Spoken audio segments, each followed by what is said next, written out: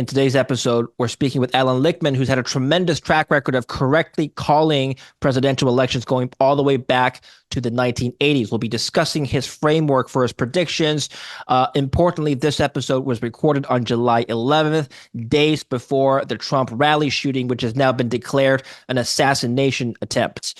So that particular incident has not been factored into today's discussion. I will be doing more coverage on the assassination attempt starting tomorrow. So stay tuned. I'm very pleased to welcome to the show Professor Allan Lichtman. He is a distinguished professor of history at the American University. He's an expert on political forecasting. He's correctly predicted 9 out of the last 10 presidential elections since 1984.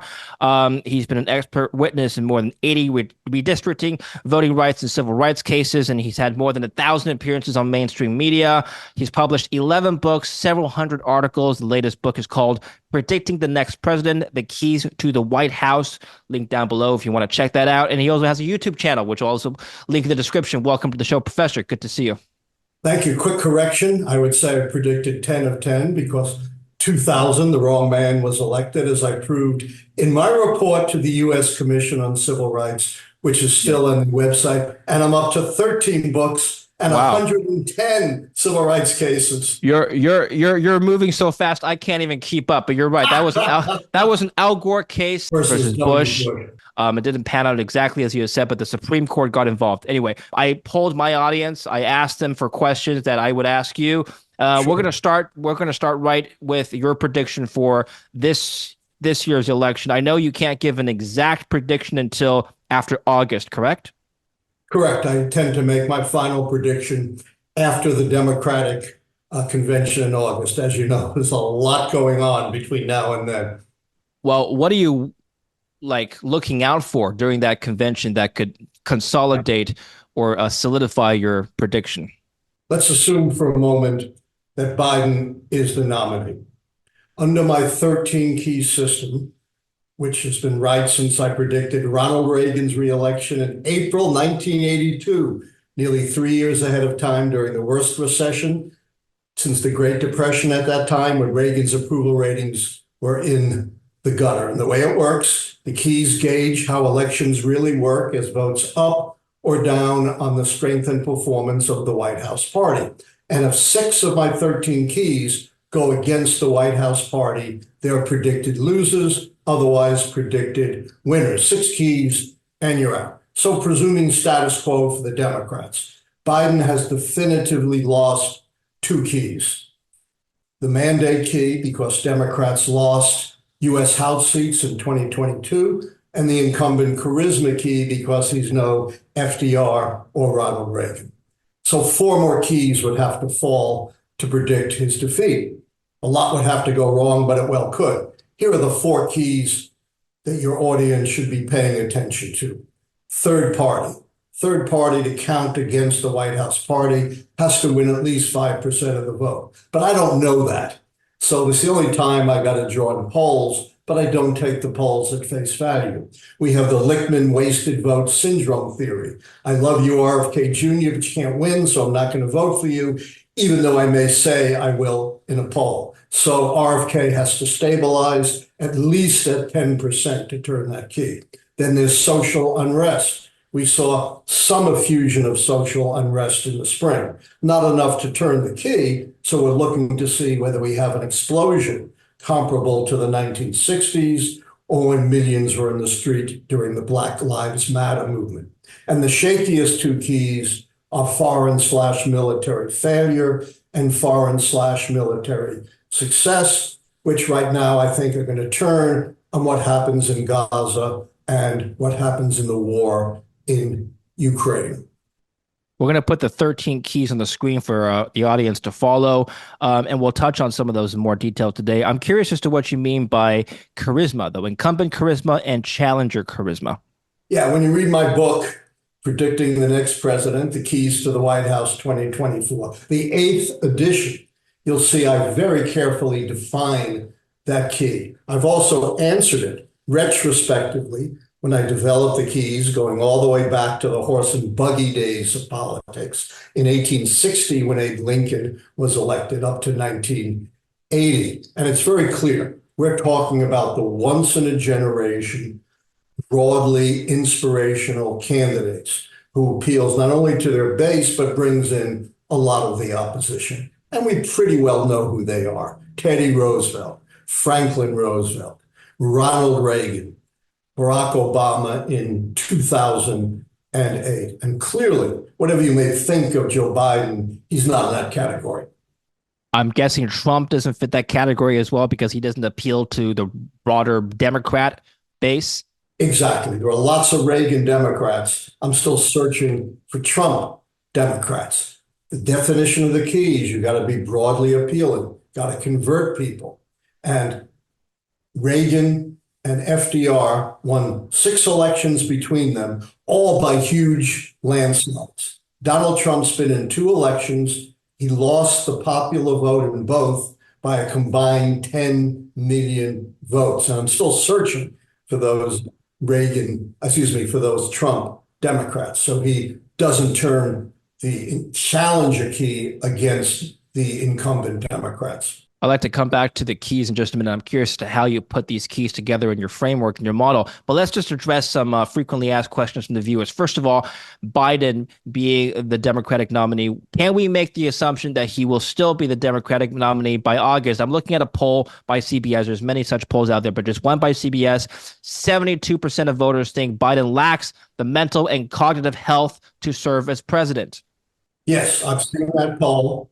And it's a legitimate question. I wonder, though, how much of that is influenced by the very biased media coverage, which is almost entirely focused on Biden's faltering debate performance and not focused at all on the much more dangerous Trump performance, where he's trying to lie his way into the presidency. One lie every minute and 20, 30 seconds of speaking time, where he said he would not accept the results of an election, even if all the court challenges were exhausted, where he promised to vote as an authoritarian. But that doesn't mean that those people won't vote for him. One of the great myths of the debate is that it sunk Biden in the polls. Untrue.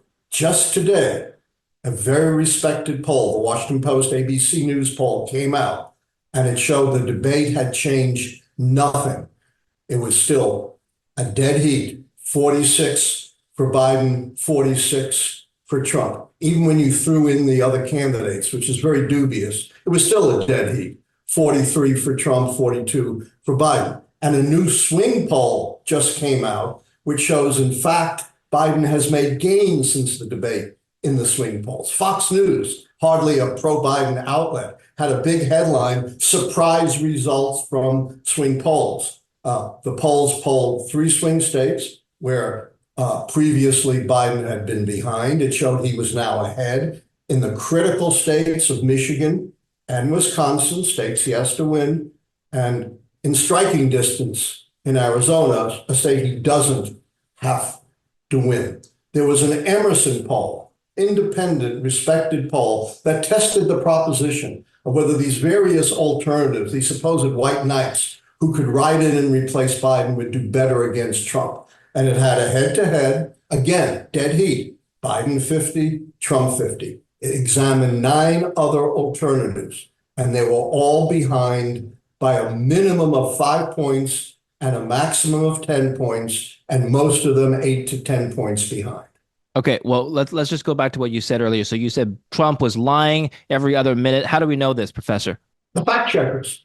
And every fact checker documented this. And I follow these things, and I documented it myself. And these were not small lies.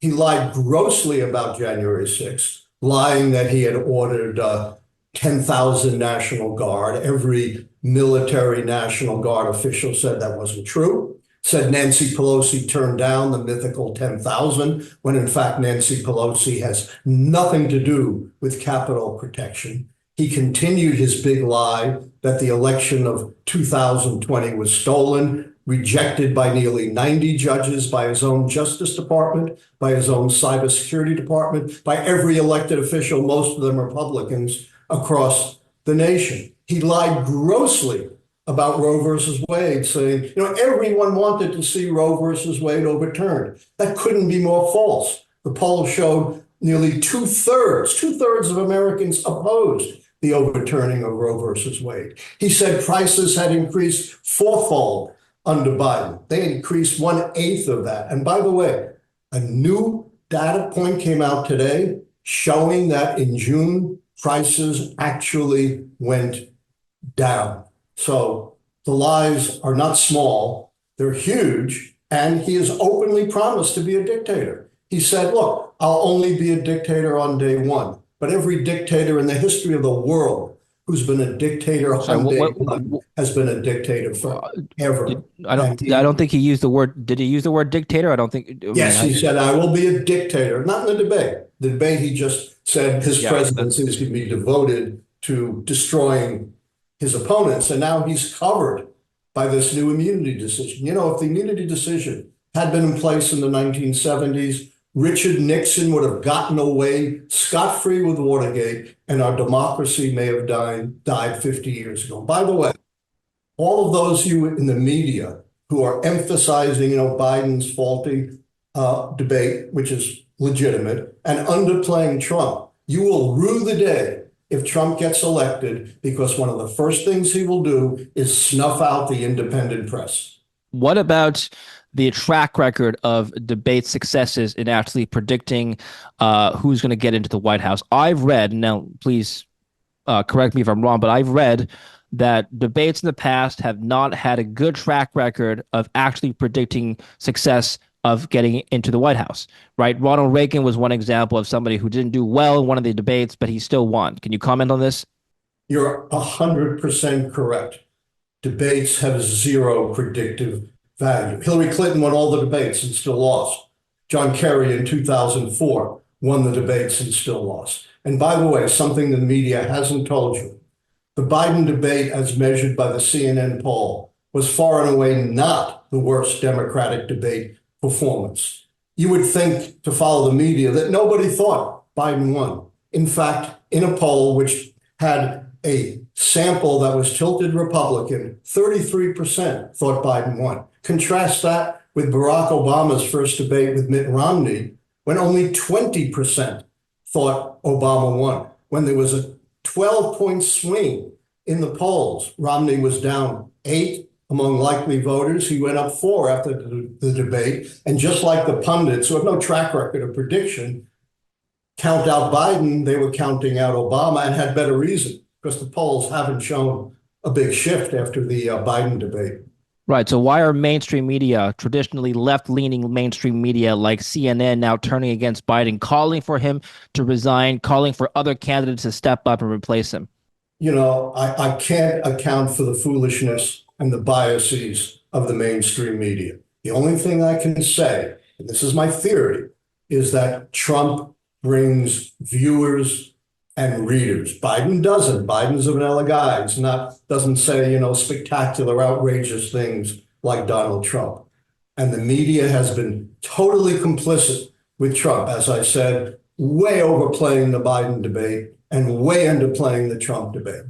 In the New York City trial, every day the media covered Donald Trump coming out, lying about a rigged trial that was not rigged. He had ample opportunity to examine the jurors and pick the jury. The judge bent over backwards in his favor. Any other defendant would have been thrown in jail for 10 gag order violations. The judge gave objections to help Trump when his lawyers were sitting on their hands. And they portrayed this every single day, even though it wasn't news, because he said the same thing.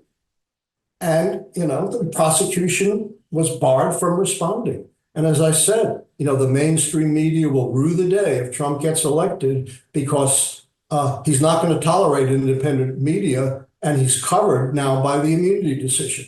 He said, I can do whatever I want as president, and now he's right. So you are correctly called for Trump to win in 2016. Now, what's different this time, Professor? The critics who are pushing for Biden to pull out, in fact, are recreating the very conditions that led to the election of Donald Trump in the first place that I predicted in 2016, which, by the way, did not make me very popular in 90% Democratic Washington, D.C., where I teach at American University. What were those conditions? An open seat with no incumbent running, and a party contest. That's exactly what all these misguided critics who have no track record of predicting elections are trying to recreate this time. But even if you don't like the keys, look at history. Since the turn of the 20th century, the party holding the White House has never been reelected under the conditions of an open seat and a party contest, which is exactly what the foolish critics are trying to create, the very thing that elected Trump in 2016. It's not so much the actual, I guess, results of what they said during the debate. It's the perception of who's more popular right now. And a lot of people who perhaps were undecided are now leaning Trump following the debate.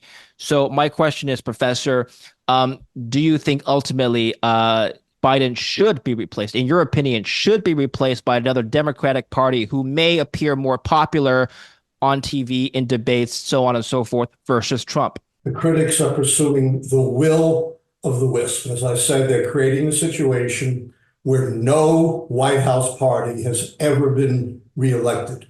They're ignoring the most successful prediction system of our time, the keys to the White House. The dean of American political science, Gerald Pompa, credited me as the best system, the only one that called 2016 and was successful all the way back to the 1980s. I twice keynoted the International Forecasting Summit. I presented at the American Political Science Association, something historians almost never did, in a session called Classical Models of Forecasting.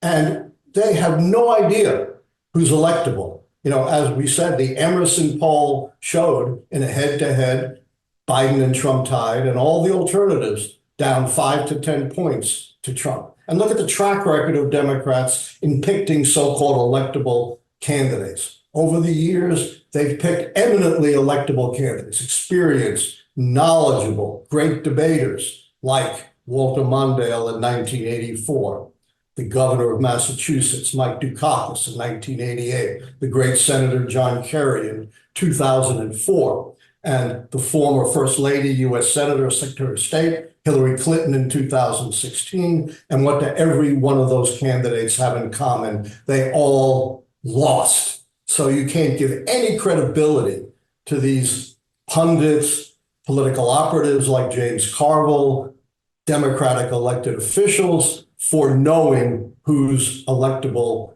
and who isn't. You've got to consult the keys to the White House. If there's one word I would excise from the English language, it's electability.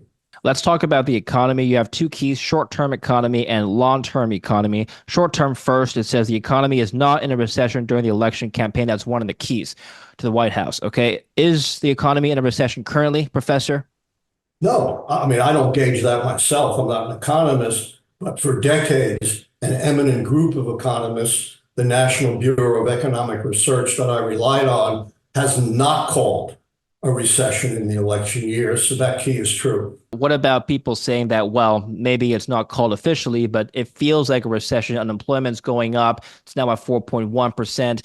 Can they attribute this, I guess, weakening labor market, if you want to call it that, to Biden? If you want to develop your own prediction system based on ephemeral polling that could change overnight, as I said, inflation went down this time, go ahead. But that's not what my system is based on. And no one has a track record of basing predictions on voter sentiment as measured by the polls. What do you mean by long-term economy? What are we looking for here, Professor? It's very carefully defined. Economic real growth during the term has to be equal or greater than the average of the previous two terms. And the Biden term is way ahead of the previous two terms. It's not close. That key is true. Do you look at household wealth growth in real terms, Professor? Again, I look at one thing and it's purely objective. Again, if you want to develop your own model based on something else, go ahead. But if you're going to use my model, you got to stick to how I define the key, which is per capita real economic growth. I bring this up because the Wall Street Journal put together an article not too long ago showing the nominal values of changes in household net worth during the Trump presidency versus the Biden presidency. Biden's presidency hasn't officially ended yet. There's still a few months, but we see the graphic comparison. Nominal terms, they've increased about roughly the same, and adjusted for inflation terms. According to this particular research, Trump's presidency has seen more net worth increases in American households as defined by holdings in stock markets, treasuries, bonds, real estate, so on and so forth. Do you think this would have any impact at all? Zero. Again, that's not how I define the key. You want to develop your own system, go right ahead. And you're leaving out all kinds of other indicators which are much more favorable to Biden. Jobs were lost under the Trump administration. Biden, under his watch, more jobs were created per year than any time in history. The stock market has reached record levels. Inflation went down by 2/3. Real wages are up. So, you can pick any one indicator you want, and they're not predictive. They don't apply to my model. As I said, no one has developed a model based upon a single economic indicator. Remember, my 2 economic indicators are only 2 of 13. That's why my system works so well, because it's not dependent on any one thing. It broadly gauges the strength and performance of the White House party. One of the keys is a scandal. The incumbent administration is untainted by major scandal. Can we comment on the scandal surrounding Hunter Biden, Biden's son? Is that relevant? I can. Again, when you read my book, Predicting the Next President, The Keys to the White House 2024, you'll see I very carefully define that key. It has to be the president himself. Can't be the president's son, the president's brother. Billy Carter's transgressions did not make Jimmy Carter any less moral or turn the scandal key against him. And again, I've answered this question from 1860 to 2020, and the next answer has to be consistent. You've specified incumbent president. What about the challenger, in this case, Trump, for this particular election? There are many scandals involving Trump, including Stormy Daniels, tax fraud, so on and so forth. Does that have an impact on his popularity being a challenger? Remember, the keys are all measured against the White House party. There's only one key that pertains to the challenger, and that, of course, is whether the challenger candidate is not one of these once-in-a-generation, broadly inspirational candidates. I'll return that as true for Biden. But let me say this. The keys are based on history. They're very robust. They go all the way back retrospectively to 1860. And they've endured through enormous changes in our society, our demography, our politics, our transportation, our communication. But I'm not Psych Eugene Dixon with a crystal ball. I'm not Speaker Mike Johnson who claims the Almighty tossed him. And of course, I'm not so arrogant as to say there can't be something so unprecedented, so cataclysmic, that it could shake up the race outside the keys. And of course, we've never, as you said, had a challenging candidate who's a multiple convicted felon, found to have engaged in massive financial fraud.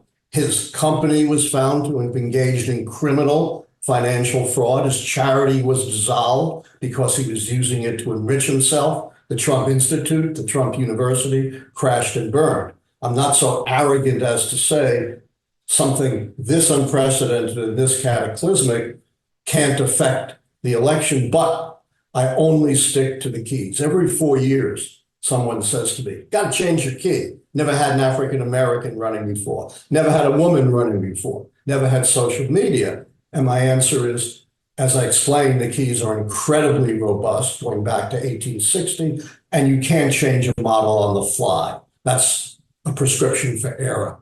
A lot of the scandals you just mentioned pertaining to Trump, a lot of those events happened before the 2016 election, yet he was still elected, yet he was still popular. Why? Remember, he was the challenger. So the scandal key only applies to the incumbent president, not to the challenger. That's a mistake almost everyone makes about the keys. The challenger doesn't win or lose keys. Only the party holding the White House wins and loses keys. generally speaking, do you agree with there's this theory out there that some of these scandals have made Trump more popular amongst his voters? Do we have any evidence whatsoever to either refute or support this? They don't seem, let me say this, I'm not sure they made him more popular, but they certainly haven't cracked his base. But he can't win with his base alone. He's got to persuade moderate swing voters. And even in the wake of this disastrous Biden debate, the swing state polls have turned towards Biden, and the national polls have been static. Foreign policy, foreign military success is included in one of the keys. Can you evaluate Biden's performance in that regard over the last 3.5 years? Well, the way the keys again are defined when you read my book is it doesn't deal with the day-to-day conduct of diplomacy. It has to be a big splashy success. And what I'm looking for on this is whether Biden could achieve a brokered ceasefire in Gaza and hostage release. That could turn, depending on how it happens, the details are always, the devil is always in the details. That could turn the success key in his favor, but it's not turned in his favor yet. It's still uncertain.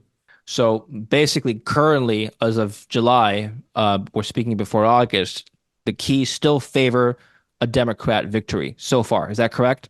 I've not made a final prediction, but as I've said, a lot would have to go wrong on the keys for Biden to lose. I understand.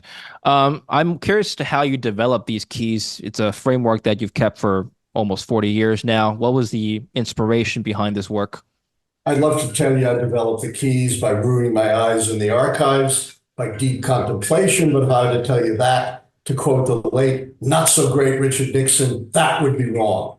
I developed the keys uh, virtually by accident when I was a distinguished visiting scholar at Caltech in Southern California. And there I met Volodya Kailasporak, the world's leading authority in earthquake prediction. And we became the odd couple of political research using the theories and methods of earthquake prediction to predict elections. And the secret is twofold. One, we reconceptualized elections.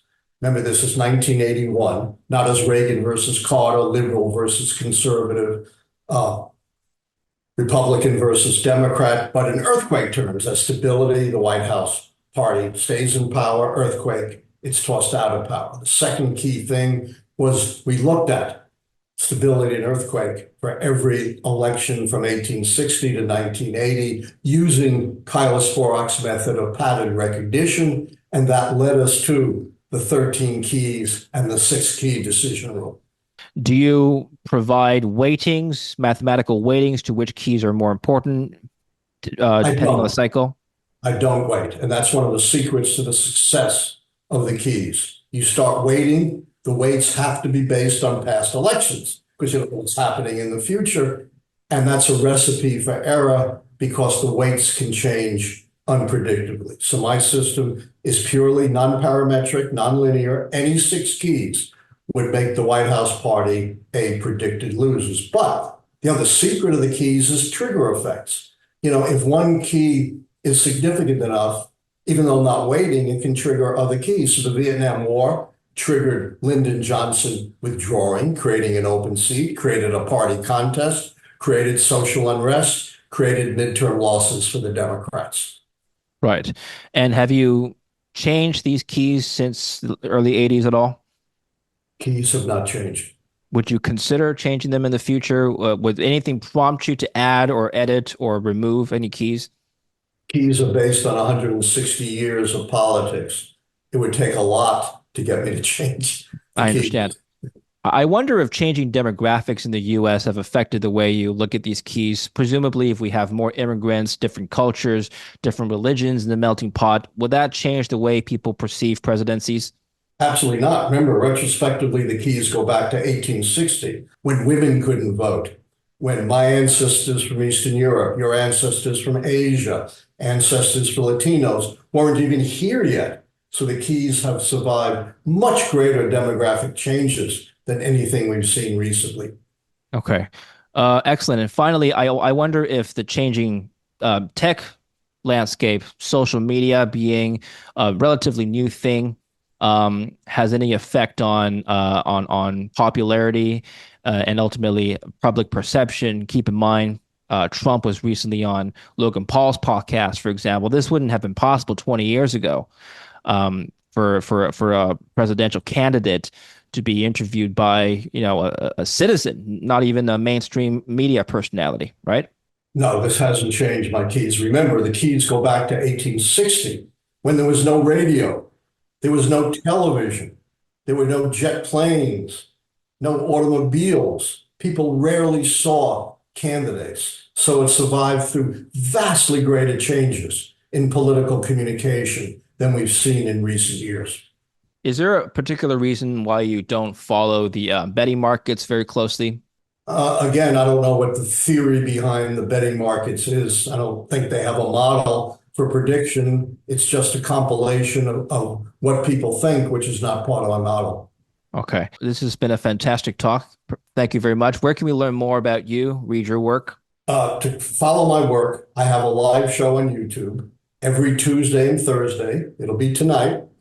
Uh, and you can find it at 9 p.m. Eastern every Tuesday and Thursday at Allan Lichtman YouTube. That's ALLANLICHTMAN YouTube. And my new book is out, the eighth edition, Predicting the Next President, The Keys to the White House 2024. Thank you very much. That's great. We'll put the links in the description down below. So please follow Professor Lichtman there on his YouTube channel and his books. I look forward to speaking with you again. And thank you Know very where to much for find me. educating us. Thank you All right. very much. It was an extraordinary interview. I really enjoyed it. Send me Thank a you. link.